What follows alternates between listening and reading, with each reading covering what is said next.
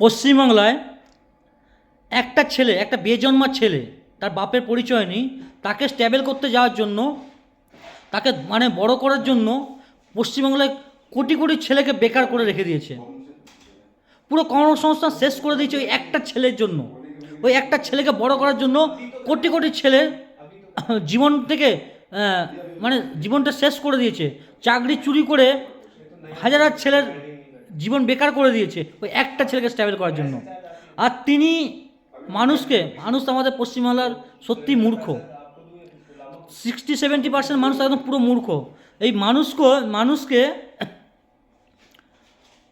তিনি এতটাই মূর্খ করে রেখেছে যে তিনি গ্রামে গ্রামে ক্যাম্প খুলছে ডাক্তারি ট্রিটমেন্টের জন্য, কিন্তু তার ট্রিটমেন্ট কোথায় হচ্ছে? আমেরিকাতে। তার ছেলের ট্রিটমেন্ট কোথায় হচ্ছে? আমেরিকাতে। আর তার ফ্যামিলি এখন গেছে আমেরিকা ট্রিটমেন্ট করতে, তার ছেলের ফ্যামিলি বাচ্চা বউকে নিয়ে গেছে ট্রিটমেন্ট করতে। কেন? কলকাতাতে হসপিটাল নেই, কলকাতায় কোনো হসপিটাল নেই, আমেরিকাতে তার ট্রিটমেন্ট করতে। আর আমাদের জন্য ট্রিটমেন্ট কী হচ্ছে? গ্রামে গ্রামে ক্যাম্প খুলে ট্রিটমেন্ট তৈরি হচ্ছে, ট্রিটমেন্ট করছে। বাহ, কত মূর্খ, মানে কে বলে, এতটা গভেট পশ্চিমবাংলাবাসী এইটুকু জিনিস বুঝতে পারে না। তার নিজের ট্রিটমেন্ট করতে হচ্ছে আমেরিকা, তাহলে ট্রিটমেন্ট ব্যবস্থাকে তার এখানে স্বাস্থ্যমন্ত্রী কতটা খারাপ করে রেখে দিয়েছে। সেখানে স্বাস্থ্যমন্ত্রীকে, হ্যাঁ, আর কে ক্যাম্প করছে?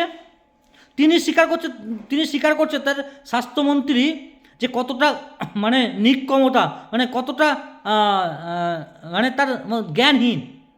তিনি তিনি একদম পুরো শেষ করে দিয়েছে। তিনি যাচ্ছে যে আমার ছেলেটা গ্রামে গ্রামে ক্যাম্প করতে, ট্রিটমেন্ট করার জন্য গ্রামের গরিব মানুষগুলো, কিন্তু তার ফ্যামিলি ট্রিটমেন্ট করছে আমেরিকাতে। দেখুন, এখন বাড়িতে নেই, খবর নিয়ে দেখুন, আমেরিকাতে গেছে ট্রিটমেন্ট করতে।